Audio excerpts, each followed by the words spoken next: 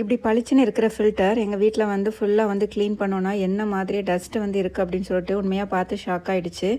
இதுவுமே பார்த்திங்கன்னா பையனுக்காக தான் இந்த செஸ்னிக் பிராண்ட்லேருந்து வேக்யூம் கிளீனர் வந்து வாங்கியிருந்தோம். ரெண்டுமே ஒரே நாளில் தான் வந்துருந்துச்சு.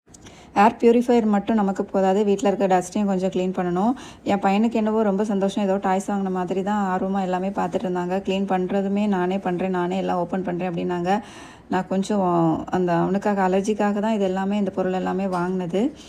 வீட்டை எல்லாமே வந்து க்ளீன் பண்ணும்போது எந்த பொருள் எப்படி எப்படி யூஸ் ஆகுது அப்படின்னு சொல்லிட்டு குயிக்காக பார்க்கலாம்.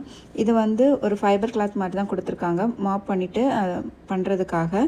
அப்புறமா வந்து இது தனியாக எடுத்து நம்ம க்ளீன் பண்ணிக்கலாம்.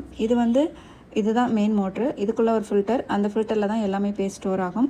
ஃபஸ்ட்டு நம்ம இதை வச்சு பீரோ பின்னாடி, அதுக்கப்புறம் வந்து கபோர்டு, அப்புறம் சோஃபா பின்னாடி, இந்த மாதிரி நமக்கு எங்கெல்லாம் நம்ம வந்து க்ளீன் பண்ண முடியாதோ அங்கே வந்து நல்லாவே வந்து இது வந்து சூப்பராக வந்து டஸ்ட் எல்லாமே க்ளீன் பண்ணுது.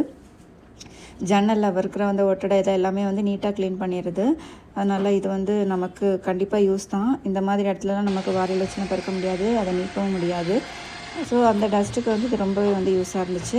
அதுக்கப்புறமா மாப் க்ளீனிங், அப்புறம் வந்து வீட்டில் வந்து வைப் பண்ணுறதுக்கு இது வந்து 2 in 1 நம்ம யூஸ் பண்ணிக்கலாம்.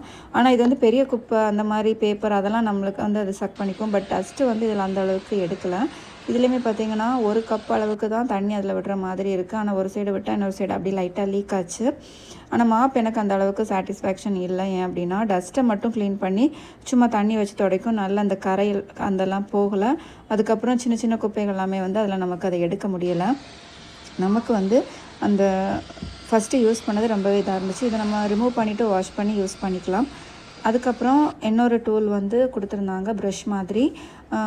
சோஃபா, பெட்டு, அதுக்கப்புறம் வந்து அயன் டேபிள், கர்டன், இதில் எல்லாமே வந்து நீட்டாக அந்த மாதிரி க்ளீன் பண்ணும்போது அந்த டஸ்ட்டு வந்து க்ளீன் ஆகுறது நமக்கு நல்லா தெரியுது.